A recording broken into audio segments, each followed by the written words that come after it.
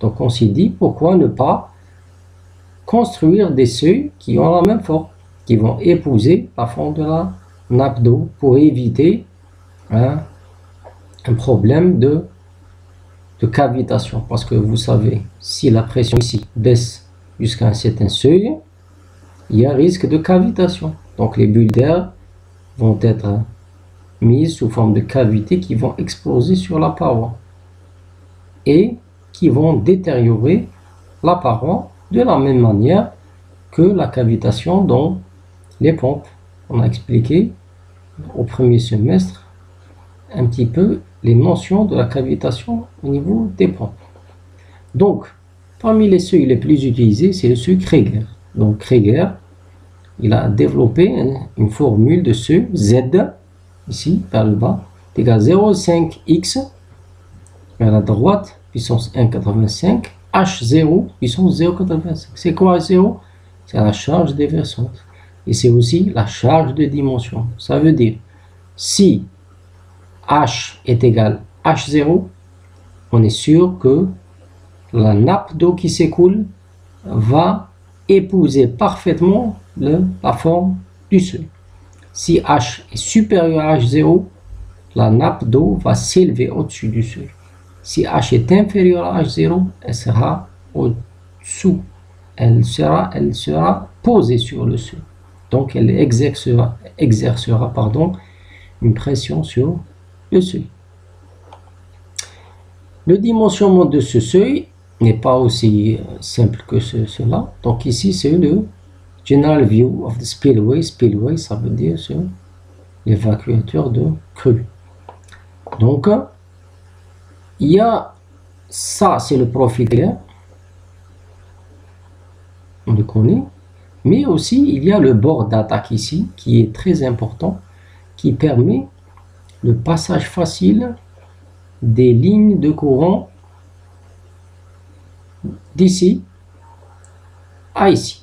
Donc pour qu'il n'y ait pas une zone de séparation de l'écoulement, pour qu'il n'y ait pas une zone de turbulence ici qui va déstabiliser un petit peu l'écoulement, qui va diminuer un petit peu le coefficient de débit, donc qui va contribuer à élever la charge déversante. Pour cela, pour effectuer, comme on dit en anglais, le streamlining de l'écoulement, on adopte une procédure de US Army Engineers Waterway Experiment Station. Ça veut dire US Army Corps Engineer. Ils ont développé cette équation. Ici, on a trois rayons. Premier rayon, 0,5 HD. C'est quoi HD? H, Design Height. Ça veut dire la charge de dimensionnement. Deuxième rayon, ici. Et ici aussi, le rayon ici. Donc, un rayon, deux rayons, pardon, deux rayons, pas trois rayons. Premier rayon, deuxième rayon, et aussi en adoptant que la surface d'attaque soit égale à 0,282 HD. Donc en dimensionnant un ouvrage comme ça, on est sûr que l'écoulement va se faire facilement. On peut calculer le débit suivant la formule classique, coefficient de débit, longueur fois H puissance 3 sur 2. HD est égal à petit hd. Ça veut dire H design, le dimensionnement, qui est l'énergie de l'écoulement, est égal à la hauteur d'eau au-dessus du seuil d'écoulement. Donc, on suppose que HD est égal à HD. Ça veut dire l'énergie de l'écoulement est égale à la hauteur d'eau au-dessus du seuil, en négligeant la vitesse d'approche. Donc ici, CD, c'est le coefficient de débit, P sur HD, en taux de pète sur la charge. Et on détermine le coefficient de débit facile. On a expliqué ça, Cipoletti. Ici, on a parlé tout à l'heure de la contraction. Si la largeur du seuil déversant est inférieur à la largeur totale du canal, donc il y a une contraction. Pardon. Donc la contraction, c'est la diminution de la section d'écoulement. On considère que dans chaque niveau, à peu près 1% est contracté. Donc si on a deux bords, ça veut dire 0,01 fois H.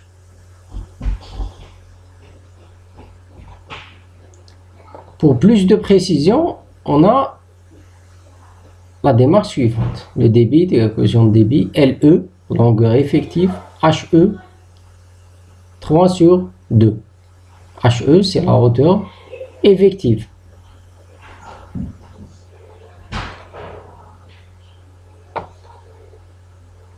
C'est la hauteur effective. Donc HE est égal à HD plus HA. HD, c'est quoi? Charge de dimension. HA, ce qu'on a appelé, on a vu tout à l'heure, l'énergie cinétique. Donc, on peut dire que LE est égal à L moins 2 fois N Kp sur plus Ka. Kp, coefficient de contraction.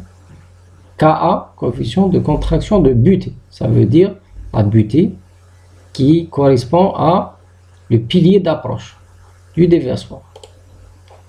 Donc, on a des recommandations ici. Condition of pier. Pier, c'est le pilier. Kp. Pointed nose piers, ça veut dire des piliers en pointe. L'extrémité triangulaire en pointe, ça facilite l'écoulement, donc Kp0. Round nose piers, arrondi, 0,01. Square nose pier with corner rounded on radius 0.1 times pier thickness. Ça veut dire c'est des piliers rectangulaires avec des angles arrondis d'un rayon de 0,1 fois l'épaisseur des piliers. Donc ça nous donne 0,02. Ka.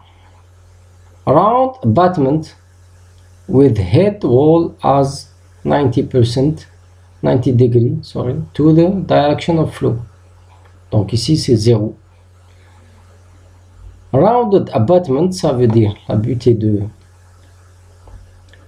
au-dessus duquel se fait l'écoulement. R supérieur à 0,5, H0, c'est le rayon. La butée c'est horizontal. Le pilier c'est vertical. C'est 0 aussi.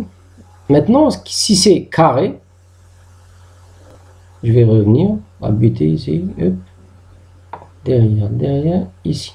Ici, la butée. Si elle est arrondie, c'est bon. Si elle est carrée, ça va augmenter encore plus la contraction latérale. On va revenir.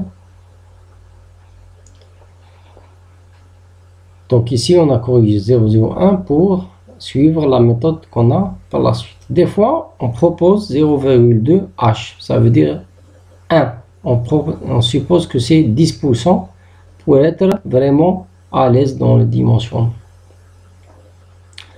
Ici, square abutment, ça veut dire carré, sans arrondissement, avec un mur with head wall at 90 degree to the direction of flow. Ça veut dire perpendiculaire, le mur est perpendiculaire à la direction de l'écoulement, 0,2. Donc ça, c'est une approche. Il y a d'autres approches que vous pouvez trouver dans la littérature. Maintenant, concernant le profil de la nappe, on peut avoir un profil ventilé, ça veut dire ici, dans l'air pocket ici, la pression est égale à la pression atmosphérique. Il y a une aération. Donc, on voit que la nappe s'écoule librement. Ici, il n'y a pas d'aération. Depressured nape, une nappe déprimée. Ça veut dire, pourquoi elle est comme ça? Parce qu'il y a pression ici inférieure à ici, donc il y a une force qui s'exerce sur la nappe. Clogging nape, la poche d'air ici a totalement disparu, donc elle est comme ça. Elle est directement collée ici. Donc, il y a réduction de coefficient de débit. On peut avoir joined nappe. Joined nappe, ça veut dire une nappe immergée ou submergée. Quand le niveau aval, ici, augmente, il va à un certain seuil influencer le niveau amont. Donc, à une certaine limite qu'on appelle la limite modulaire. Ça veut dire on va élever le niveau ici jusqu'à ce qu'on sent que le niveau ici a augmenté. Cette limite, qui est le rapport entre l'aval et l'amont, est considérée comme la limite modulaire.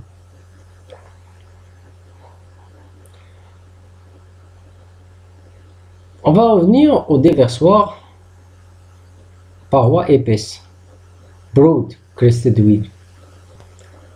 Débit égale coefficient de débit, la largeur déversante fois H, la charge déversante puissance et demi. H wall, ça veut dire la hauteur du mur ou la hauteur de pelle. Ici, on peut voir une photo. Donc, la plupart du temps, la transition, elle est graduelle. Un mur à pente assez importante, 30 à 60 degrés, ça dépend. Ici, un déversement qui est à double face. Ici, la face horizontale, une face inclinée, une autre face inclinée, afin de favoriser l'écoulement de l'eau, si je peux dire ça. Donc, le problème ici dans cette formule, c'est le calcul de ces coefficients de débit. Donc, comment on va faire? On va se baser sur des travaux qui ont été publiés dans un bouquin très intéressant qui se trouve à la bibliothèque. C'est Handbook of Applied Hydraulics. La première version est apparue en 1976. Donc, ici, on a measured head. Ça veut dire la charge mesurée, la hauteur mesurée. H, ça veut dire la charge au-dessus du seuil. Breadth of the width of the crest of the wheel, ça veut dire l'épaisseur du déversoir, T. Donc, si on a un déversoir d'épaisseur 0,6 qui a 600 mm de charge, on peut avoir un C qui est égal à 2,85. Bien sûr, en système international. La prochaine fois, Inch'Allah, on va voir le déversoir appliqué au barrage. C'est des cas particuliers, on va les voir parce qu'il y a une multitude de déversoirs. Chaque déversoir a sa propre méthodologie de calcul, de dimension. Donc, on a donné les notions de base des déversoirs. Sur la plateforme Moodle, vous avez la série d'exercices et on va, Inch'Allah, faire des résolutions de la série d'exercices ensemble. Merci pour votre audience. À la prochaine, Inch'Allah. Merci.